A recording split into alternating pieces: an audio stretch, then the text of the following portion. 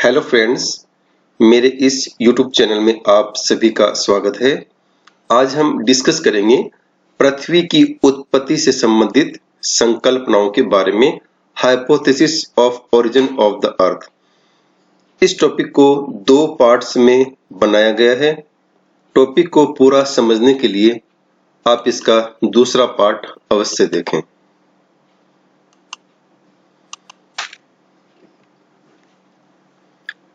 पृथ्वी की उत्पत्ति के संबंध में संभवतः सर्वप्रथम तर्कपूर्ण परिकल्पना का प्रतिपादन फ्रांसीसी वैज्ञानिक कास्ते द बफन द्वारा सन 1749 में किया गया।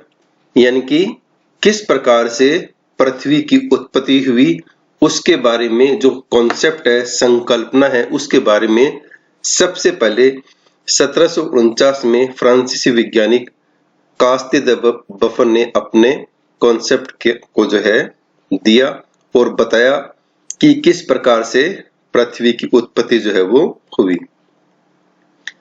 ग्रहों की उत्पत्ति में भाग लेने वाले तारों की संख्या के आधार पर वैज्ञानिक संकल्पनाओं को दो वर्गों में विभाजित किया जाता है। यानी कि किस प्रकार से ग्रहों की उत्पत्ति हुई और उसमें जो कॉन्सेप्ट है, उन कॉन्सेप्ट को मुख्य रूप से दो भागों में विभाजित किया गया है।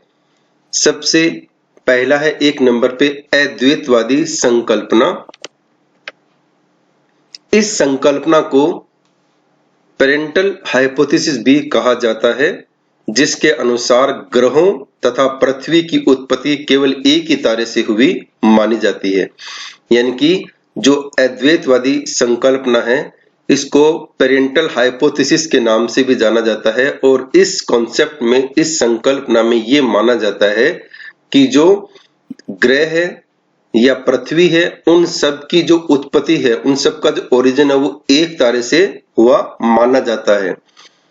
इस समस्या कि सौर्य मंडल की उत्पत्ति केवल एक ही तारे से हुई है को सुलझाने के लिए अनेक विद्वानों ने अपने मत विभिन्न रूपों में प्रस्तुत किए। यानी कि अलग अलग जो विद्वान हुए हैं, उन्होंने अपने अनुसार अलग अलग जो मत है, कॉन्सेप्ट है, वो दिए हैं।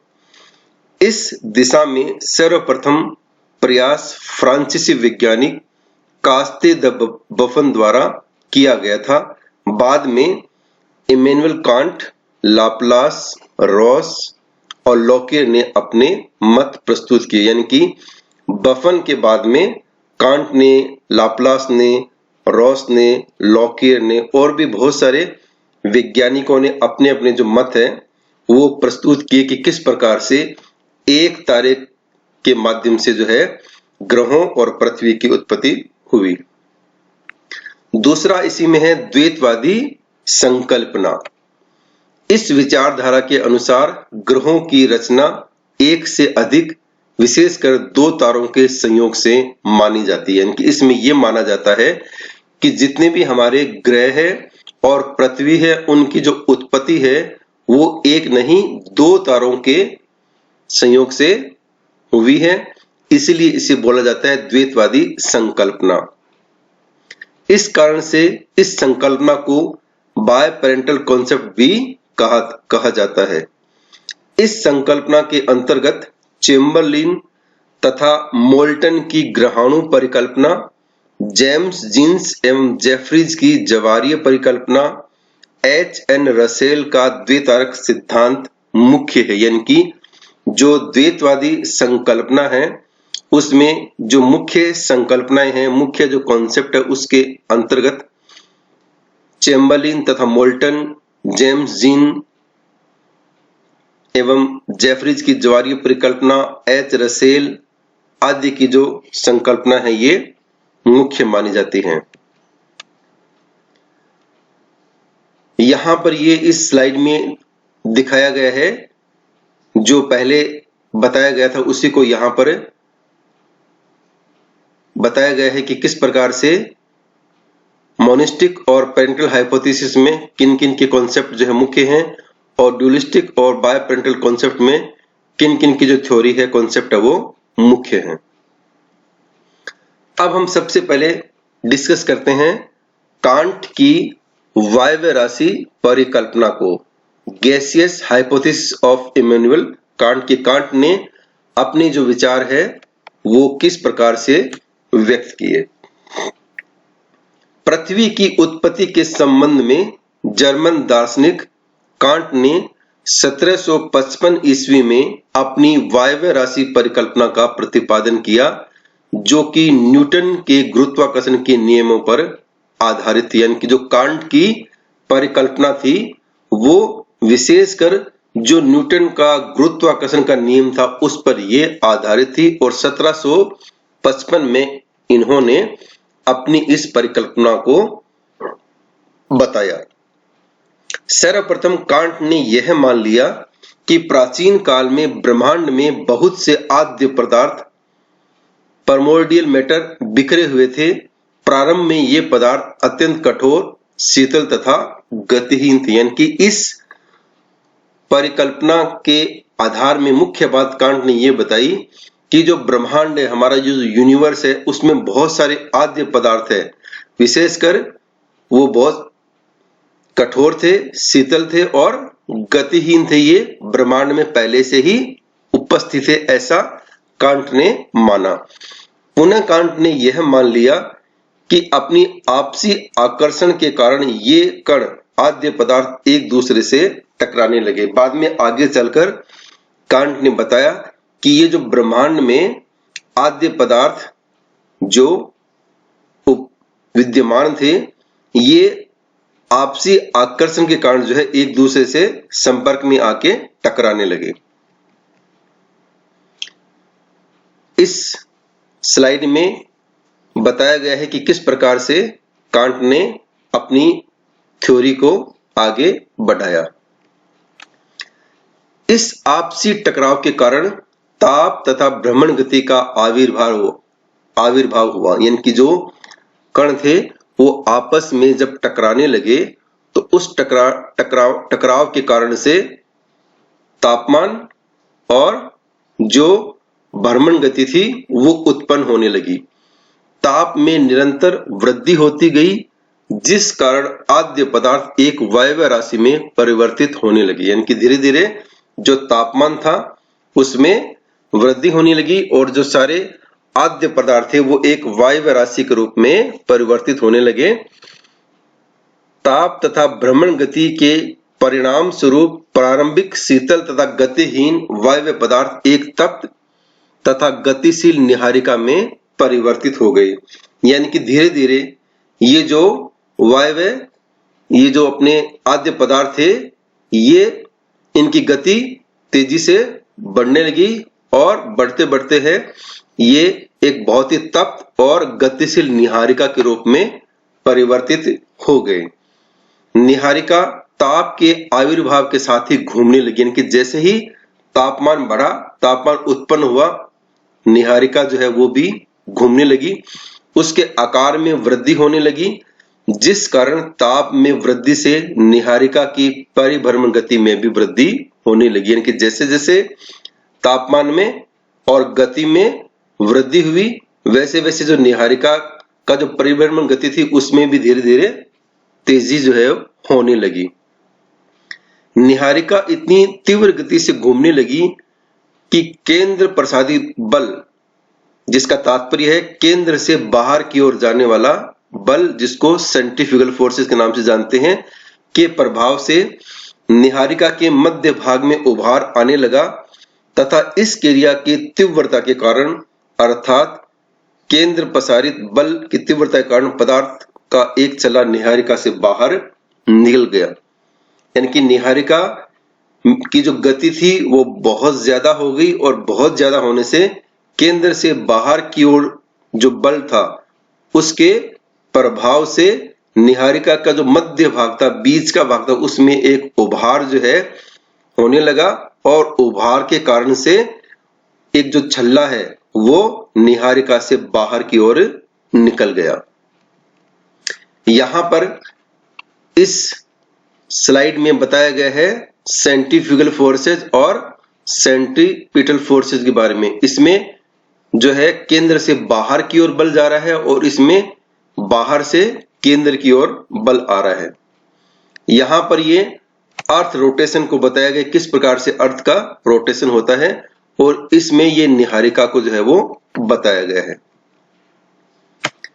इस क्रिया की पुनरावृत्ति के कारण पदार्थ के 9 गोल छल्ले निहारिका से अलग हो गए, यानी कि जैसे ही निहारिका से एक छल्ला निकला उसके बाद धीरे धीरे उससे 9 छल्ले निकले और ये निकल के अलग हो गए। धीरे धीरे एक छल्ले के सभी पदार्थ एक स्थान पर एकत्रित होकर एक गांठ के रूप में शीतल होकर जमकर ठोस हो गए। इस तरह 9 छल्लों से 9 ठोस पदार्थों का निर्माण हुआ जो आगे चलकर 9 ग्रह के रूप में बदल गए। यानी कि ये जो छल्ले निकले, ये छल्ले धीरे धीरे ठोस होने लगे और एक जगह ये एकत्रित होने लगे और आगे चलकर ये 9 ग्रह के रूप में परिवर्तित हो गए। मौलिक निहारिका का जो भाग अवशिष्ट रह गया वह सूर्य के रूप में परिवर्तित हो गया, यानी कि जो मूल निहारिका थी उसका जो भाग रह गया वो सूर्य के रूप में, यानी कि सूर्य वो बन गया, सूर्य के रूप में परिवर्तित हो गया।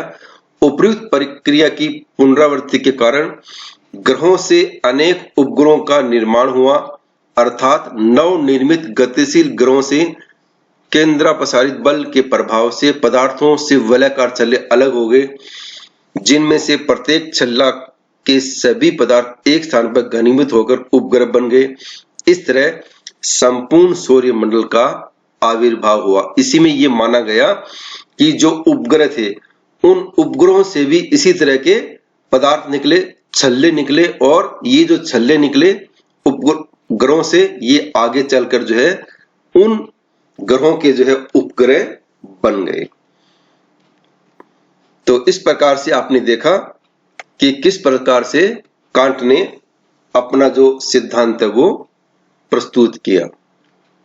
अब हम देखते हैं लाप्लास की निहारिका परिकल्पना के बारे में कि लाप्लास ने अपनी निहारिका परिकल्पना में क्या बातें बताई हैं।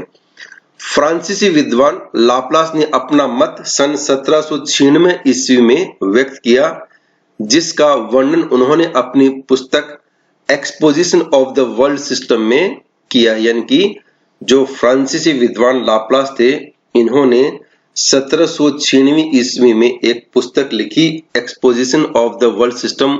उस पुस्तक में उन्होंने अपनी इस परिकल्पना के बारे में विस्तार से बताया। लाप्लास ने कांट की कुछ कमियों को दूर कर अपना संशोधित विचार व्यक्त किया।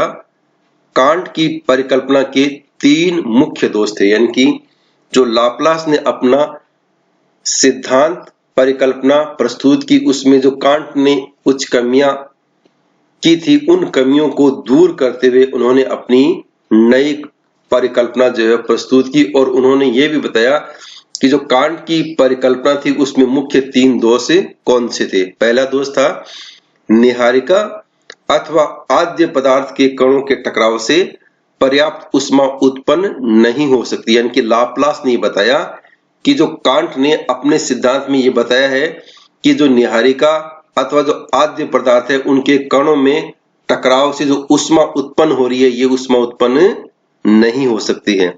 दूसरा इन्होंने कमी बताई कणों के टकराव से गति उत्पन्न हो सकती है, यानी कि जो कणों के टकराव है उससे गति उत्पन्न हो सकती है।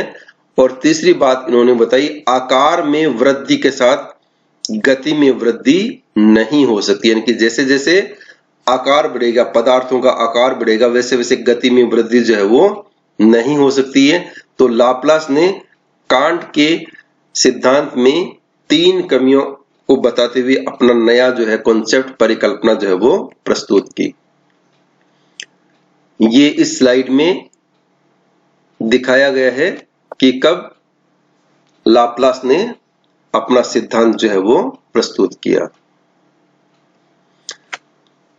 लाप्लास ने कुछ कल्पनाएं की है जिन पर आधारित होकर उनका सिद्धांत आगे चलते हैं। कि सिद्धांत से पहले उन्होंने कुछ कल्पना की कि इस प्रकार से ऐसा ऐसा हुआ होगा। तो प्रथम अर्थात निहारिका के ताप की समस्या हल करने के लिए उन्होंने यह मान लिया कि ब्रह्मांड में पहले से एक विशाल तप्त निहारिका या नेबुला थी। यानी कि लाप्लास ने ये मान लिया कि ब्रह्मांड में पहले से ही उपस्थित एक विशाल और तप्त निहारिका है वो मौजूद थी, उसका निर्माण पहले ही हो चुका था।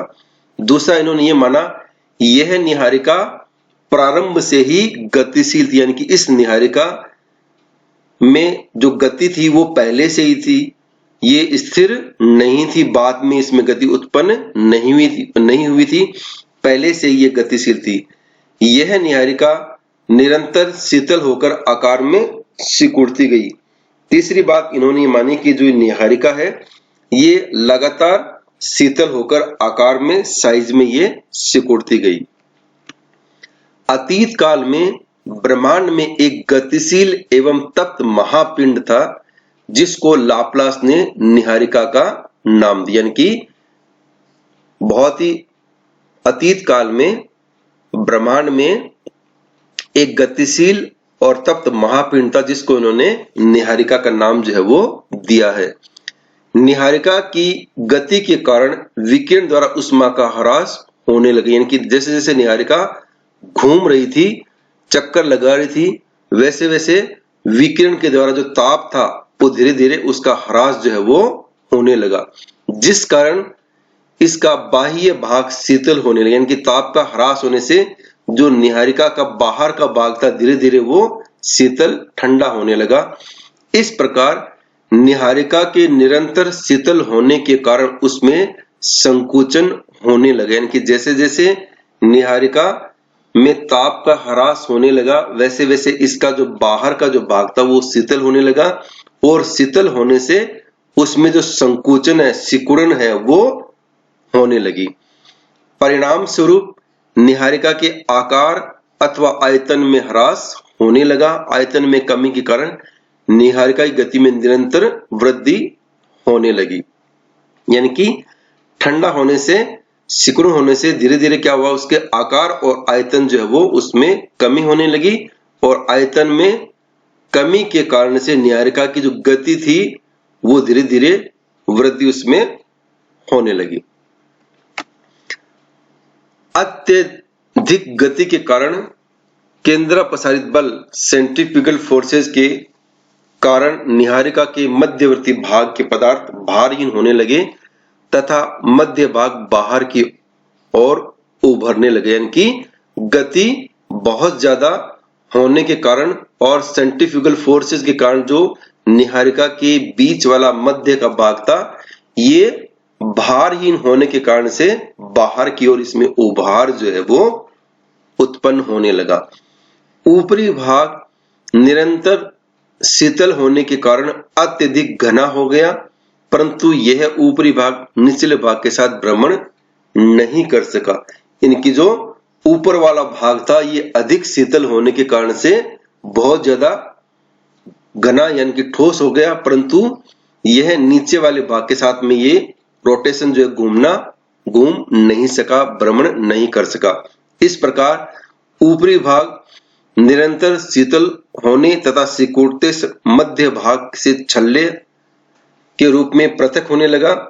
कुछ समय बाद यह गोल छल्ला निहारिका से अलग होकर बाहर निकल आया तथा निहारिका का चक्कर लगाने लगा। यानी कि धीरे धीरे ये ऊपरी भाग जो है ये शीतल भी होने लगा और सिकुड़न के कारण से ये अलग हो गया, और उसके बाद में आगे चलकर ये निहारिका से अलग होकर ये निहारिका का चक्कर लगाने लगा। लाप्लास के अनुसार निहारिका से केवल एक ही छल्ला बाहर निकला तथा बाद में यह 9 छल्लों में विभाजित हो गया। यानी कि लाप्लास ने यह माना कि निहारिका जो थी उससे केवल एक छल्ला ही बाहर निकला और उस एक छल्ले से ही बाद में 9 छल्ले जो है 9 ग्रहों के रूप में विकसित हुए, जबकि कांट के अनुसार निहारिका से ही 9 छल्ले निकले थे। जबकि कांट ने ऐसे माना कि जो निहारिका थी उससे अलग अलग 9 छल्ले जो है वो निकले तथा प्रत्येक छल्ला एक दूसरे से दूर होता गया। प्रत्येक छल्ले के समस्त पदार्थ ने एक स्थान पर गांठ के रूप में एकत्रित होकर गर्म वायव्य ग्रंथि हॉट गैसियस एग्लोमरेशन का रूप धारण किया। आगे चलकर शीतल होकर ठोस बनकर ग्रह बन गया। इस प्रकार 9 ग्रहों का निर्माण हुआ। यानी कि जो एक छल्ला निकला, उस एक छल्ले से धीरे धीरे जो है गर्म वायव्य ग्रंथि का रूप धारण किया और आगे चलकर जैसे ये ठोस हुआ और ग्रह बन गया और इस प्रकार से इससे 9 ग्रहों का जो है वो निर्माण हुआ। इस क्रिया की पुनरावृत्ति कारण ग्रहों से उपग्रहों का आविर्भाव हुआ।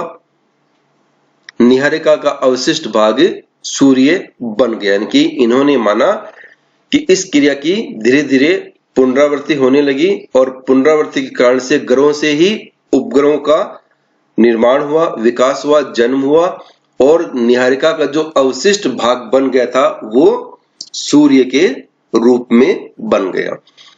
19वीं शताब्दी के मध्य में फ्रांसीसी विद्वान रोस ने लाप्लास की परिकल्पना में संशोधन प्रस्तुत किया। यानी कि आगे चलकर जो फ्रांसीसी विद्वान रोस थे, उन्होंने भी लाप्लास की परिकल्पना में कुछ संशोधन जो है वो प्रस्तुत किया। इस प्रकार से हमने इस वीडियो में देखा कि किस प्रकार से कांट और लाप्लास ने पृथ्वी की उत्पत्ति से संबंधित अपने जो विचार है वो प्रस्तुत किए। इस टॉपिक को पूरा करने के लिए इसका जो दूसरा पार्ट है वीडियो का, उसको आप अवश्य देखें और आपको इन टॉपिक से संबंधित कुछ और विस्तार से अगर जानकारी चाहिए तो आप इन पुस्तकों का अध्ययन स्टडी कर सकते हैं। इसी के साथ ये वीडियो यहीं पर समाप्त होता है। आपको वीडियो अच्छा लगे तो इसे लाइक कीजिए और इसको शेयर कीजिए। Thank you.